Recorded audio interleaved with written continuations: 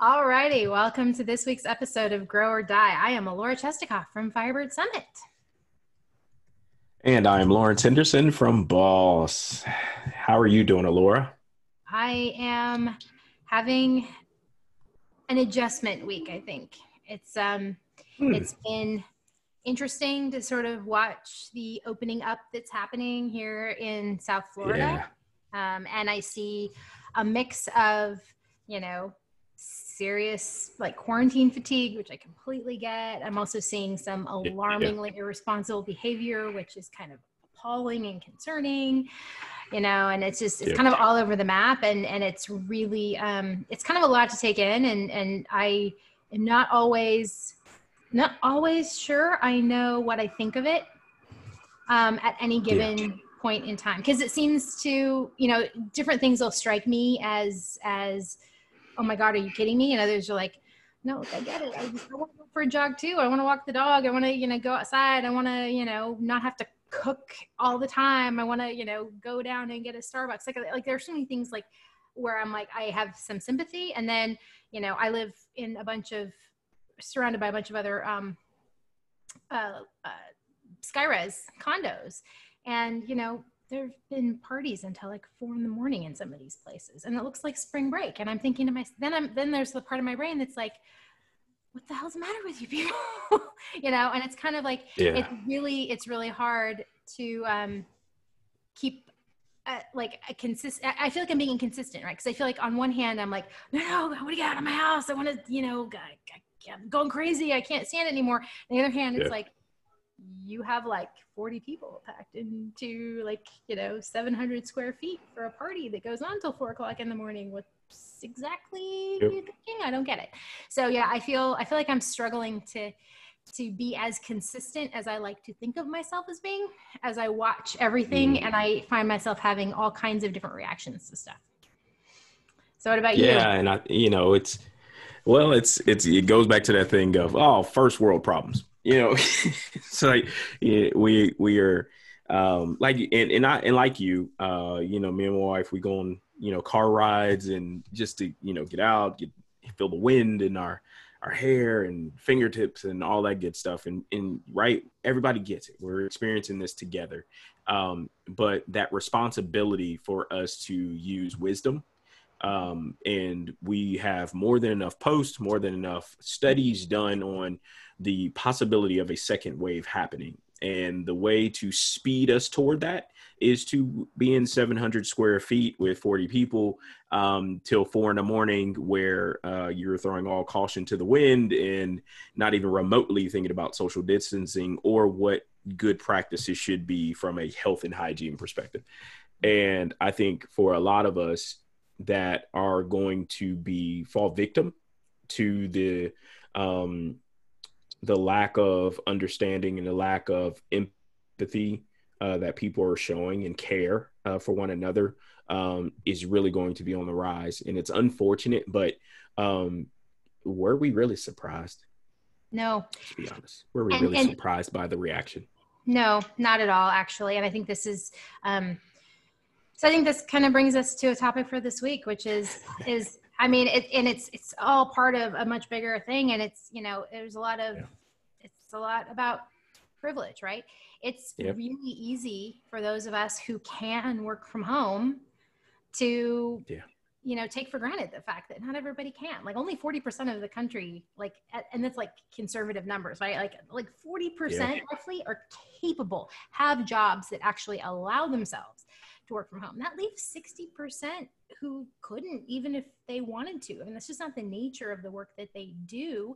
And that Yeah. doesn't take into account that out of that 40%, you have people who are at the lower end of the economic spectrum, where maybe they, are in a living situation that doesn't have reliable internet, or they don't have a For computer sure. that they can use at home, or they're sharing a computer with an entire family of people. I mean, that so even that 40% is still really generous, and it's Yeah. still represents a fundamental minority. And it's really easy for those of us who live in that world to forget about that. And it's Yeah. really, and for me, I've been thinking about this a lot, and we'll talk about a lot of examples, I'm sure, because there are a lot of horrifying examples that we can't escape. And from your perspective as a Black man who lives in Georgia, I think there's some very relevant current examples that are worth coming back to. But you know, the New York Times posted an article this weekend that to me is very telling about a lot of this, right? It talks about why there's such a political divide and why they've got this Democrat versus Republican view of things, and why you have red states really aggressively opening up, sometimes faster than you know, medical advice would lead them to. And the Times, I think, captured something that I think is a much bigger, broader issue, and that's that, you know, the places that have been hit the hardest are basically blue places, right? It's big cities. And the truth is, when you look at the electoral map in the United States, as a rule, and it's not universal, but overall, cities are blue, rural areas are red. That's the way it generally breaks down. And so cities where you've got a higher concentration of people, you've got public transportation, you've got, you know, a lot more people coming into contact in a lot smaller areas. Those are the areas that have been hit the hardest and hurt the most. And so those are the places where you have people who are maybe a little bit more sensitive. You know, New York City is still pretty locked down. I mean, nobody in New York City is rushing back out to jump on the subway if they don't have to, right? Like it's not a place where the risk is disregarded. People understand that it is very much a real risk when you are in that kind of spatial concentration with other people, and the virus contagion rate has been running super high. But then, you know, hell, I live in Florida, which is a red state. You live in Georgia, which is a red state. I spent the last 10 years in Texas, which is a red state. All of those places, especially once you leave the cities, right? Austin, Atlanta, Miami, okay, those are like little semi-blue patches and big sea of red. So you've got these contrasts between what the city does and what the experience out in the rural parts of the state actually experience. And they're different. The contagion rate is lower. People have a completely different lifestyle that doesn't have as much risk associated with it. And so while I liked what the Times was addressing in terms of the fact that, you know, really it's Democratic strongholds that are really experiencing this, what I think the underlying issue is, we live in a country, and it's not just country, because I see this globally as well, where there is a very different life that you live if you live in a city and the adjacent suburbs versus living in a rural area.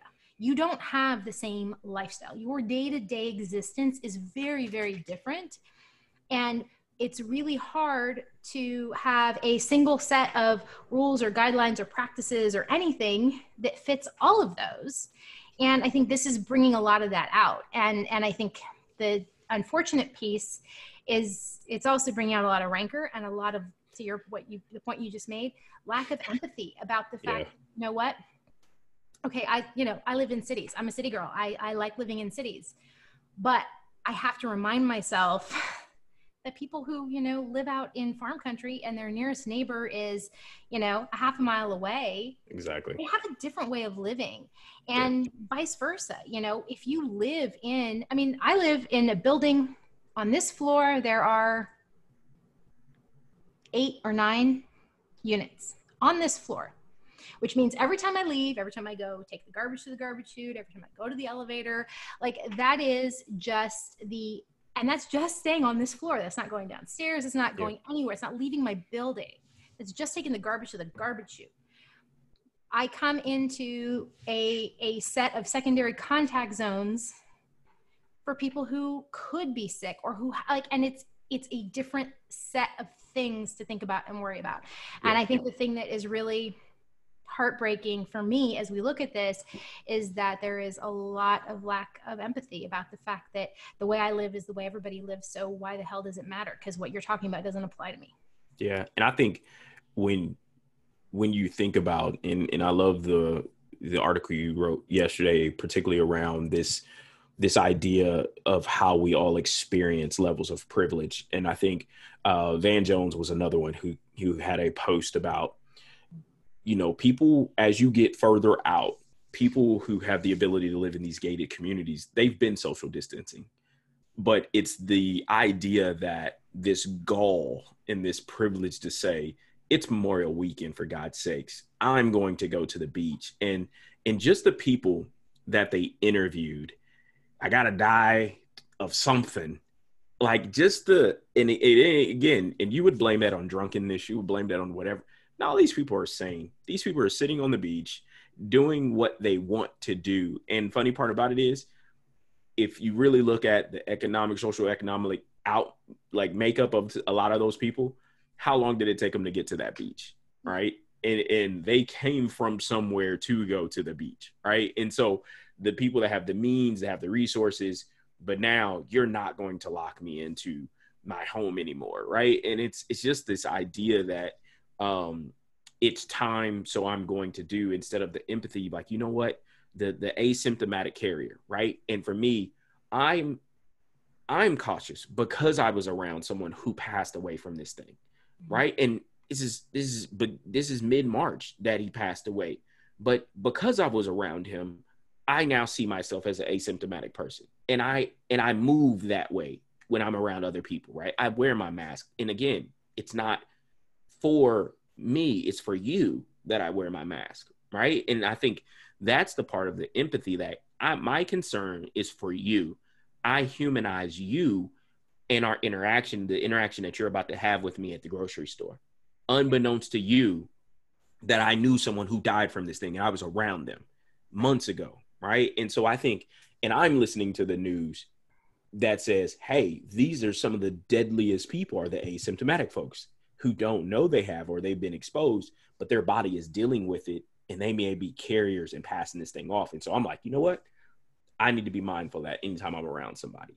And I think that level of care and humanity in which we deal with each other, I think that's the most disheartening thing that a lot of people aren't taking into consideration, to include who we're calling our leaders, right? And to make this a blue and red thing, to make this a political thing, to me, you're a whole lot of things other than a human being to make it about that, right? To say you're not going to provide support, you're going to withhold resources. In the United States of America, you're having blue and red conversations about withholding resources because of political lines, instead of looking and seeing people as human beings. Like, to me, that's the issue. That's one of the fundamental systematic issues of this entire thing, is the lines that are being drawn, and how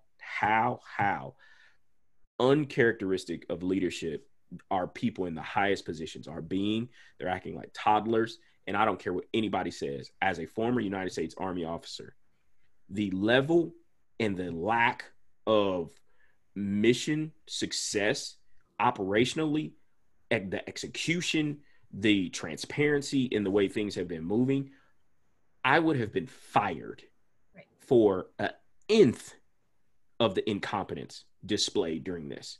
And to have those leaders literally going in front of cameras as if 100,000 dead is somehow, some way, some win, when you touted for the better part of months of how this wasn't an issue.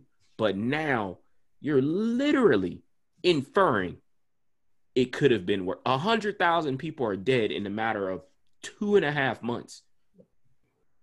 Well, and we're not done. We're not done. Oh, we have parts of the country that are climbing. And so I think this is, to me, this is where, and I completely agree with you, right? The lack of leadership is, or I shouldn't say the lack of, but I think the toxic leadership is really upsetting, because here's the thing, right? And so the UK, I think, is a great example, right? Because Boris Johnson is just their version of the same stuff. And yet the UK has rallied together in a way that hasn't broken down in the kind of like aggressive, toxic partisanship that we are finding ourselves in here. And part of it has been because they've taken this sort of call to action approach. And, you know, again, as a history buff, I always look back to things like the recession, things like World War II, right? Where we had an acknowledgement that there would be sacrifice required. We had an acknowledgement at the highest level. This is going to suck. We need to buckle in Everybody needs to do their part. We have to get out of this together, or we don't get out of this at all. This is not an every man for himself kind of situation. And so I think the thing that is, there's a really great example when before in the early part of World War II, there were German U-boats up and down the east coast of the US. And they were actually using, they were surfacing or coming close, they were surfacing and using the light at night and using the lights from the cities to find shipping targets and sink ships off the coast of the US. They were doing it from Portland, Maine, all the way down to Miami. And so these German U-boats were out, along the shelf of the water. They would come up, and it was dark. They didn't have, night vision. They didn't have any of this stuff. It was beginning of World War II.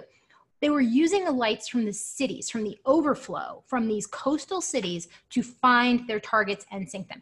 And it took 3 months of cajoling and begging and pleading for these coastal cities to go into voluntary blackout so that they could prevent the German U-boats from having the visibility to see to sink ships off the coast. And so there's a part of me that thinks about that when I look at what we're doing here, right? But the difference, I think more than anything else, is that there was a stated objective. Yes, the cities objected to it. Yes, they didn't like it. Yes, it was completely inconvenient and to some extent dangerous because, especially back then, again, nobody had night goggles. Like, it was, you black out a city at night and you're opening yourself up to some other challenges.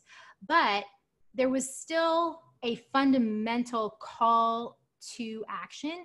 And I think that's where I feel particularly sad that we don't have that, right? We didn't have, and we can say his name or not. I don't like saying his name any more than anybody else. But the truth is, if Obama or Clinton, or frankly, even either of the Bushes had come out and said, look, this is coming. We don't know how bad it's going to be, but this is going to be tough and we're all going to have to buckle down. It's going to require sacrifice. I know this is going to be inconvenient. I know people are going to get sick and die. I know there's going to be a lot of fear and a lot of anxiety. And I get that. But the only way we are going to get out of this as minimally scathed as possible is by rallying together and recognizing that we all have a part to play. And I think that for me, watching the fact that there hasn't been an acknowledgement that we all have to do this together. It has broken down along rancorous partisanship lines for reasons that, the Times example is a good one. We have a very different contagion rate around the country. You go out to, East Texas, there's like almost nothing. There's, you go out to the rural parts of like Utah. No, there's almost nothing there. So I understand that. But the truth is, that was true, whether it was the Depression, whether it was World War II or anything else, there were always pockets that were less hurt or less damaged than others. It didn't stop a leadership body from coming forward and saying, we all have to get through this together. So we all have something that needs to happen, and we have to all commit to sacrificing what we need to get to the other side intact. And I think that it's very sad for me that we haven't done that, because I think that's what's needed. We've had 50 states that have just responded differently. There's no coordinated effort. We've had, states having to compete against each other for purchasing, like actually outbidding each other for purchasing medical equipment for their, their hospitals and for their emergency workers. I think there's been no unifying anything, and honestly, just no recognition that this is going to suck. Don't pretend it's going to be okay. Don't pretend it's going to go away. Don't pretend we can ignore it and play ostrich, and it's going to suck. Yeah. And I think that biggest part, what you just said, the acknowledgement, right? Just say it out loud, right? It's like, okay, you're in school, you're in elementary school. Everybody say it with me. It's going to suck. Okay, everybody good? Let's say it one more time, right? And it's funny how they didn't unify for a solution, but they wanted to unify regionally on how we're going to reopen. Yep. Well, and not only that, right? So in addition, again, this comes back to no FDR used to say that, you know, the American people can take a lot if they know what's being asked of them. Yeah. And so that was his approach during the Depression and World War II was, again, acknowledge it and then give people a sense of empowerment, give them a sense of what it is that they can do to help. And that's what we haven't seen. Now, again, this is also where, you know, again, as a Politico, it's interesting to me to watch how some governors have really emerged as really strong, regional figures in this, because they have done this. You know, Gavin Newsom is done it in California, you know, Andrew Cuomo's done it in New York, where they've come out and said, look, this absolutely sucks, and we need you to do this. This is going to be super important. You know, my grandmother lives in a senior facility in Northern California, and they locked down really early, and they were getting enough news and enough advice earlier on that a lot of people who could, including my grandmother, because she lives in her own apartment in that complex, actually started self-isolating even earlier than that. So of course she's losing her marbles. She wants out of there like nobody's business. But the truth is, she also got good information, and they were told, this is how we get out of this. This is what you can do to contribute to our overall success. You know, and that's, I think, the part that's super hard about where we're at right now, is that there's no call to action. There's no empowering people to do something or to feel like what the sacrifices they're making are actually for a purpose and are going to be meaningful. Yes, it doesn't always look like it day to day, but I can promise you, every, you know, person who went back to work during World War II because the men were being shipped off, every woman, every, you know, grandmother who found themselves, you know, riveting airplane sides in World War II, she didn't go to work every day thinking that, you know, this was always super fun, but she did it believing that she was doing something that mattered to help get to the other side. And whatever sacrifices were involved in that, you know, not seeing her husband because he was overseas for 4 years, like, they all knew that the sacrifices they were making were for a purpose. And that's what I feel is just painfully missing right now, is there is no unifying message about a goal and value and a purpose and why our sacrifices matter, and acknowledging and thanking people for doing it and for being part of the solution and not throwing gasoline on the fire of the problem. Exactly. And I think one of the things, you know, the overarching thing is this level of accountability and ownership from the people who are holding the position, and them actually becoming more for us, for people, right? Everybody, we need a rallying cry. We need somebody to surround ourselves that we know and we have confidence in, we trust. And again, this is organizational leaders. These are, you know, officials that we've elected and different things like that. And I think that accountability and ownership, people want to feel a part of something. Like, just like you said, tell me what you need me to do, right? And instead, you have pockets of us who are owning this, and we're doing with it the right things, right? I'm listening to the experts. I'm listening to the people that I believe have good information, and I'm going to follow it, me and my family, right? I'm making it me and my family. Like, I'm not going to have a rogue family member just go do what they want to do and end up sick and you know, get all the rest of us sick, but getting other people sick. And that's what it is. And I think this comes back to, you know, and this comes back to privilege, right? Because when you have leaders who have empathy, when you have leaders who recognize that, you know what, there are times in life when sacrifice is absolutely what the situation calls for, then you can have somebody who can say, you know what, yeah, great. I live in the White House and I have access to all the testing I need. I can, you know, I'm fine, or I can make myself fine. But guess what? I'm one person out of, you know, an entire country of 350 million. And there is no way that we're going to get through this if everybody just acts like me.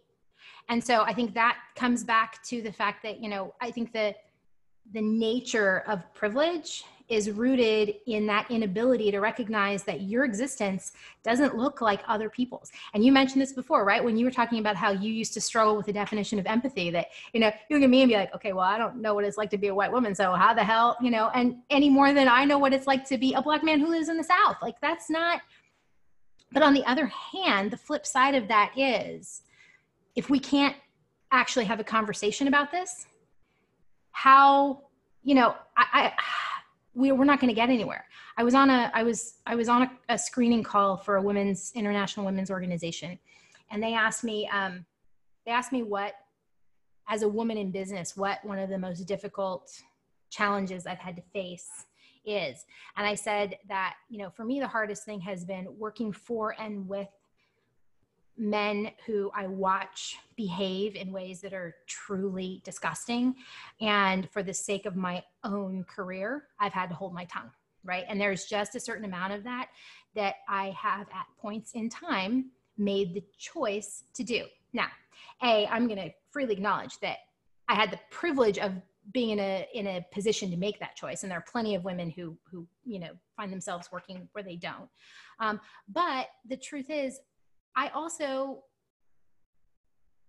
am not ever going to see that change if I always make that choice. Like, that choice is about my comfort. It's not about the fact that, you know what, there are women, especially women of color, who, you know, are of a larger population and a younger age now coming up behind me, that have even more reason to be appalled and horrified at sexual harassment or any of the crap that you see in these business environments that, you know, me and my peers have largely learned to kind of, you know, roll with. And we can be one of the boys, and we can, you know, I mean, you know, there have been plenty of moments that I would not ever, if I had a daughter, there are plenty of moments when I would think to myself, shit, I hope she never has to experience that, because that was messed up.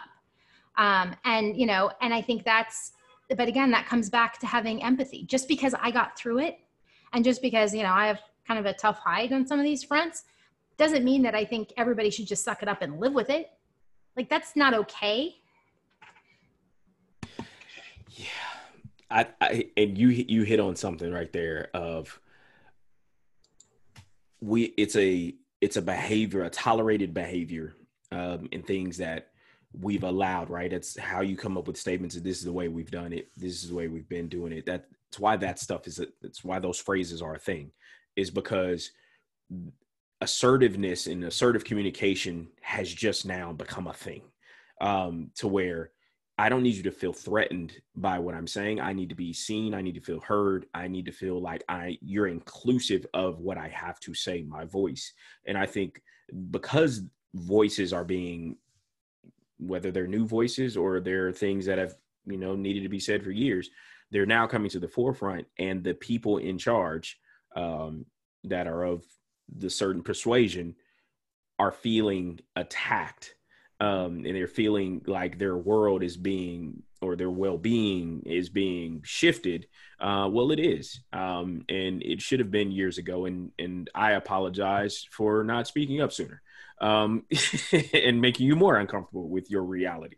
But enough's enough. And I think as we approach this privilege, it's going to take these types of conversations that me and you have every single week to address these topics and to help people live in this world that we've been living in, of getting comfortable with being uncomfortable, and there being a place where I'm an advocate for you, you're an advocate for me, and not just because of our race or our gender or what we believe in, but because we're human. And I think when you're empathetic to that, then we go about it where we are treating everybody in accordance with value-based leadership, where empathy is leading the way, because I do see you, I do hear you, I do care about what you bring to the table. And guess what? I am going to have no tolerance for anybody who tries to violate your way of life. And that has to be the line.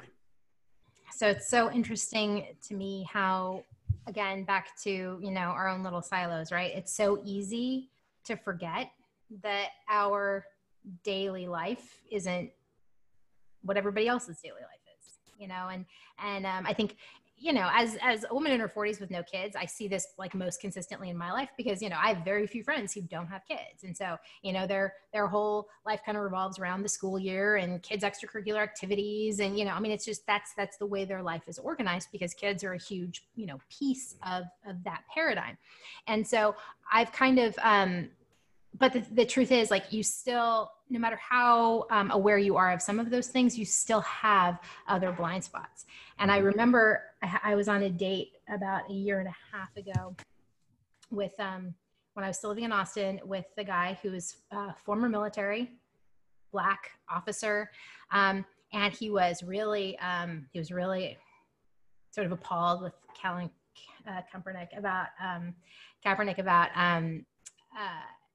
he was saying he was, you know, all about himself and that it was, you know, and I was kind of sitting there listening to him just kind of go on this rant. And I'm like, so do you think there's been no value in, you know, his, you know, in the protest that, you know, and just taking a knee at the national anthem? And he's like, no, absolutely not. He goes, I don't think it's done anything. And I'm like, well, I would agree that there wasn't that much attention paid to it until the other side freaked the hell out and they made such a big stink about it that then it, you know, that is actually what drew a lot of attention to it. I said, but you don't think there's been any value or any increased awareness around the issue of police brutality against particularly Black men? And he's like, no. And I'm like, okay, well, I have to say that's not, I'm like, you know, I'm a white woman. The last thing I'm going to do is tell a Black man that his experience of racism is not applicable, like, as in, so not my place. But I said to him, I said, well, all I can tell you is that in my fairly white and heavily Latino world, you know, I think we all kind of knew it was there. It's like at the back of your mind. It's not like an active thing. And I'd say that, yeah, actually, Kaepernick's protest raised a lot of awareness in my world. And he looked at me and he was so like shocked that was true. Like, he actually didn't believe me. He argued with me. And I'm like, all right, well, first of all, I think this date is over. Secondly, I don't, it was it was just this interesting reminder to me that your normal and my normal are normal to us respectively, but they look very different to each other. And so, you know, and now we see even more of it, right? You have a 25-year-old Black man who's killed in Georgia, and it takes a month for the police to arrest anything, only because a video got leaked. His family pushed out a video. And it's so I was having a conversation with my brother earlier about rationalizing reality. And I think in a lot of cases, to that gentleman's, he needs coaching, because there are some blind spots that he has in his life. And trust me. So my old business partner, who is also a Black man, when I told him about this conversation, because I said the same thing I said to him, I'm like, I am not going to tell a Black man that his experience of racism living in the South is wrong. I would never dream of saying that. And my business partner, you know, we're in Austin, Texas. He's looking at me. He's like, don't tell me that was so-and-so. I know that guy. He's an idiot. Yeah. And I know those guys, and they rationalize they rationalize the inhumane treatment of our own people. And that's why the privileged who try to rationalize this away, talk it away, it's not that bad, it's not that, okay, you haven't had to have the talk.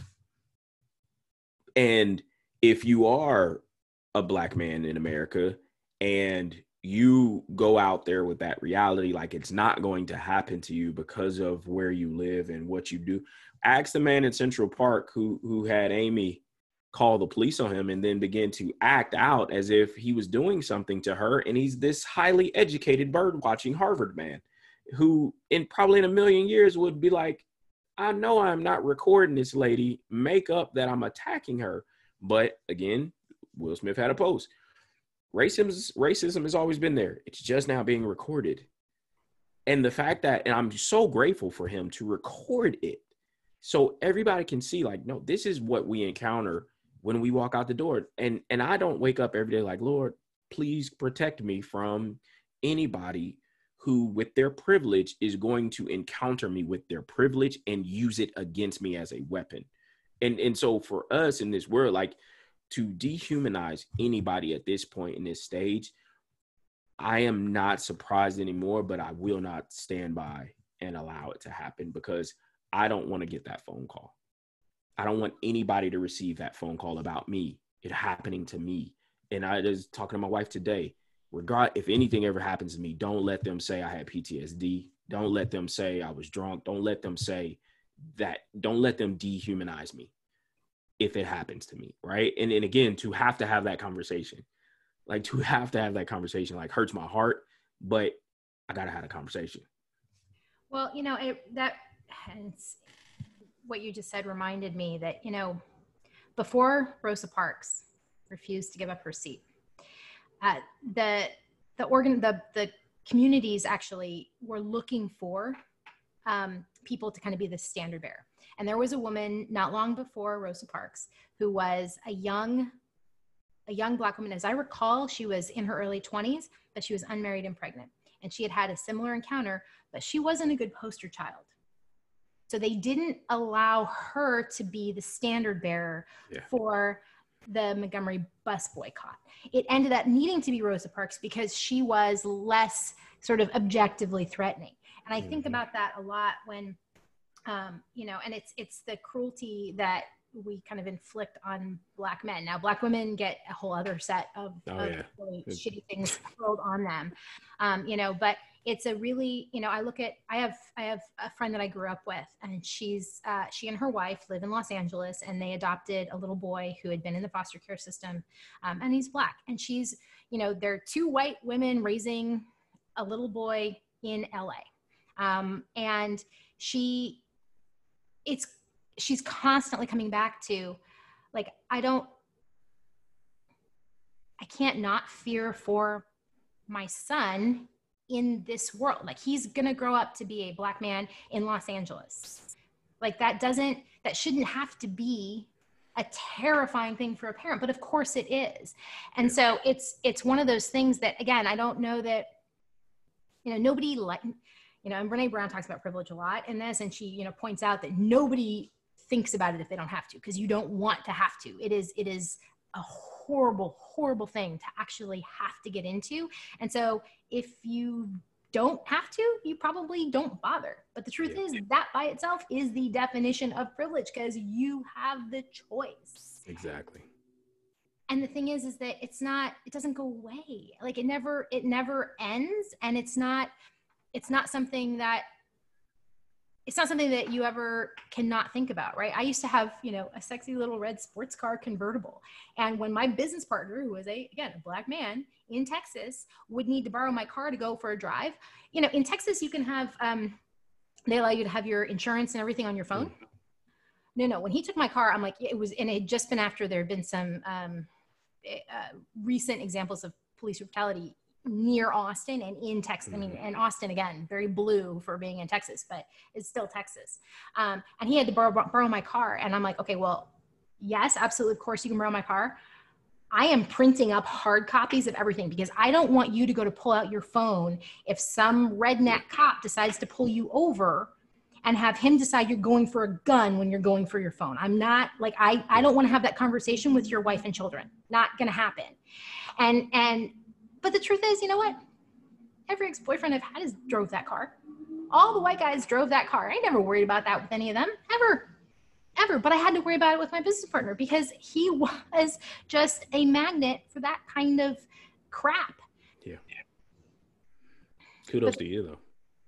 Well, again, like, I love his kids. I don't, like, that's, and he has a boy and a girl. And again, like, I watch the two of them. I watch how they react to things. I watch how, and I think to myself, like, there's so many battles that I think our parents and our grandparents thought were done. My mom died at 39, and I know she died thinking that, feminism had pretty much like licked the patriarchy pretty well. Yeah. And there's a part of me that's just so glad she didn't live to see now, like just appalled by some of this crap, you know. And I'm sure that you know, that's equally true for any number of Black families who had members who marched on Washington, or who actively worked and helped organize and fight and push back Jim Crow and all this other kinds of crap. And now you guys have a horrible reality where you just have to be grateful that iPhone shoved a freaking camera in your damn phone so that, you know, you can help protect yourself at least a little bit from unwarranted attacks. Like it's such a horrible thing. But again, it comes back to where is the empathy, and where is the leadership that comes back to saying, this is, again, you know, we can go back to Colin Kaepernick, right? The right didn't need to take the approach that they did in responding to him. I mean, for starters, if they really didn't think it was a thing, they could have just stayed the hell quiet. And like, honestly, most people wouldn't have noticed. But they chose to politicize something. They chose to be contentious. They chose to be rancorous in how they responded to it. And they chose to respond without empathy. 100%. And I think that is the part that I don't understand. And I don't know what to do about that. I don't know how we get to a point where we can actually start seeing people who demonstrate a lack of empathy start being more conscious of it, and making the choice to stop, take a breath, not react in the moment, and say, okay, look, how would I like to actually show up to this, instead of just being judgmental and having a knee-jerk response. Yeah. I don't know. I think that's the start, though, right? We get them in the conversation, and we begin to facilitate understanding, and then we turn that knowledge into actual daily habits, right? So we can build consistency around this thing, because we've been consistently doing it wrong in so many other areas.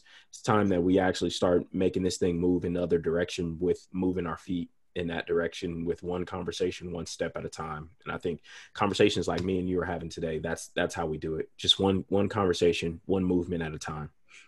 And maybe, and I don't know, I honestly don't know where else to start. So I think that's probably just as well as any, but I do, like you, I like practical tips. So to your point about, you know, a daily practice around starting to, you know, shed judgment and exercise empathy. Do you have any suggestions? Yeah. Be willing to have the conversation around it, right? It's an unconscious bias thing, right? It's the fast brain, slow brain, right? And pause, right? When you see a reaction, right? Pause enough to say, oh, Lord, why?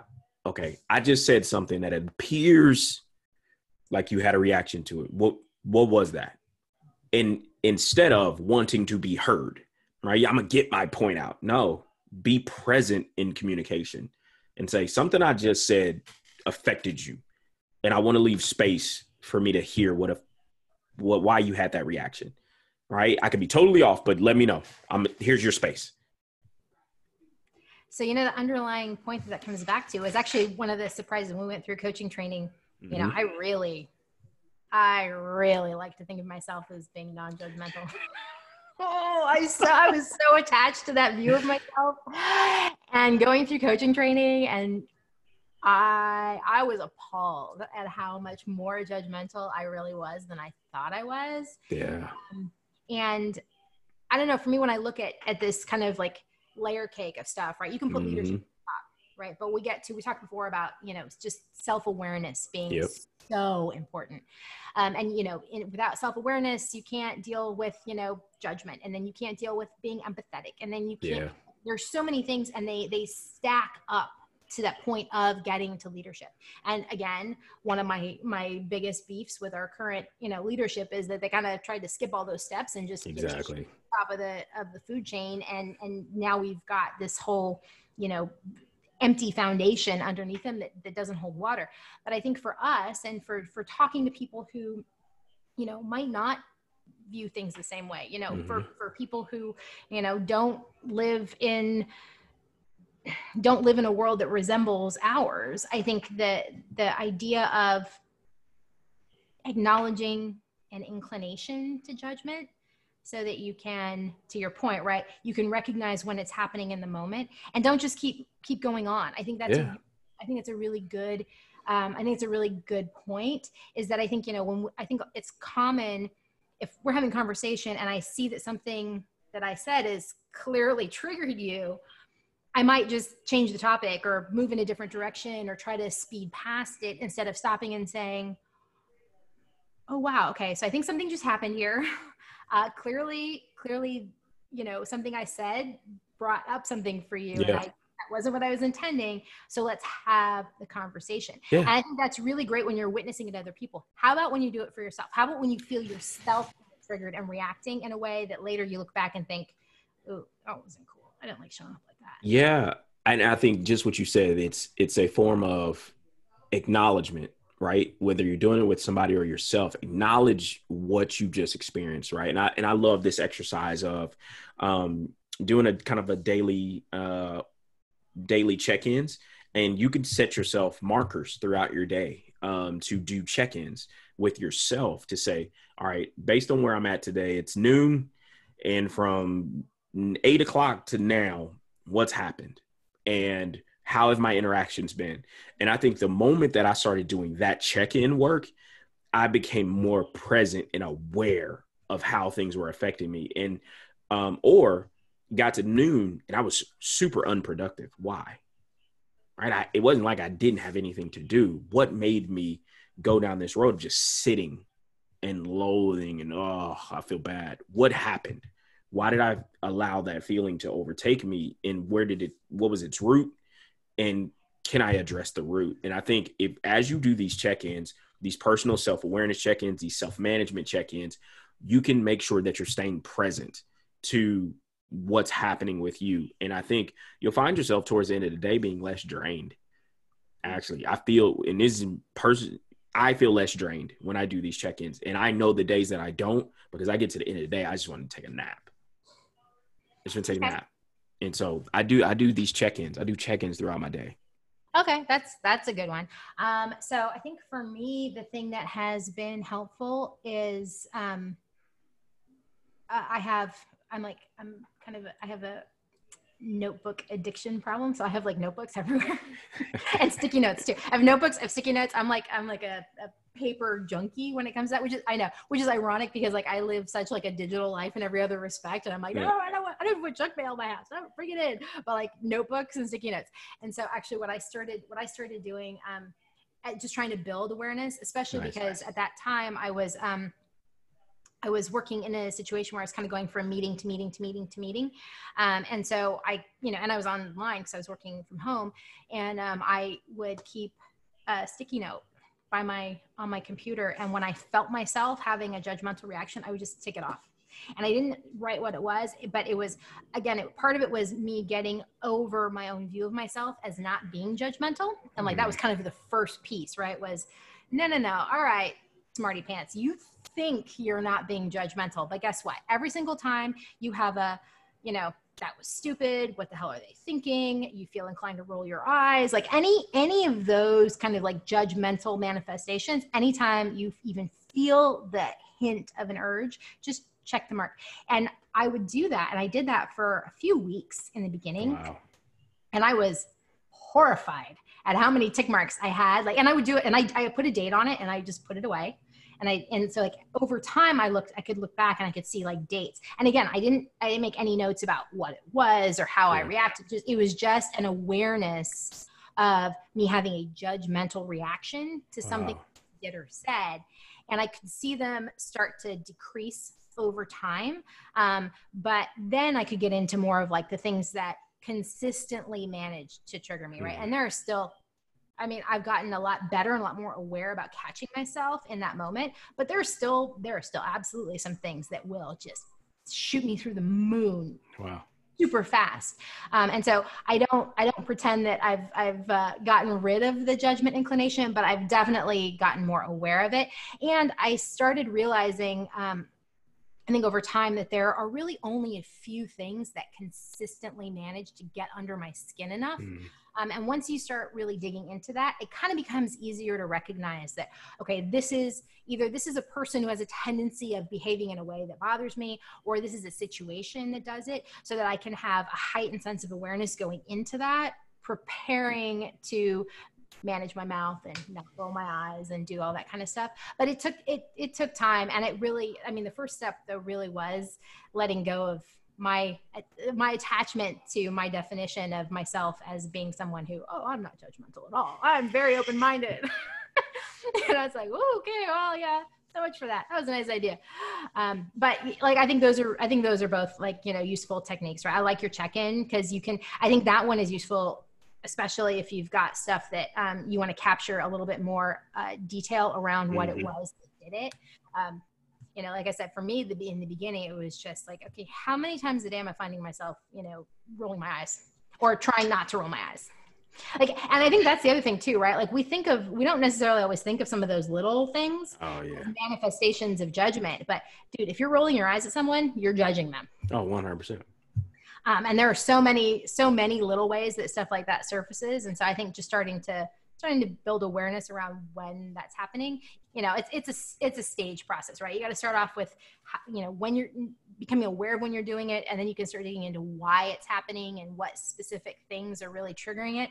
And then you can start figuring out, how do I start unraveling it? And like, do I really need to get worked up about that stuff? Probably not. Those things don't matter. All right. So these things I do legitimately care about. They do truly bother me. So how do I acknowledge that they matter without getting like hyper judgmental and, pissy and bitchy for somebody who might not view them the same way as me, which gets us back to where we started, and this very complicated and unfortunate, politically divided situation that we're in, and back to self-awareness, non-judgment, empathy, and recognizing that without those things, it's really hard to lead with integrity.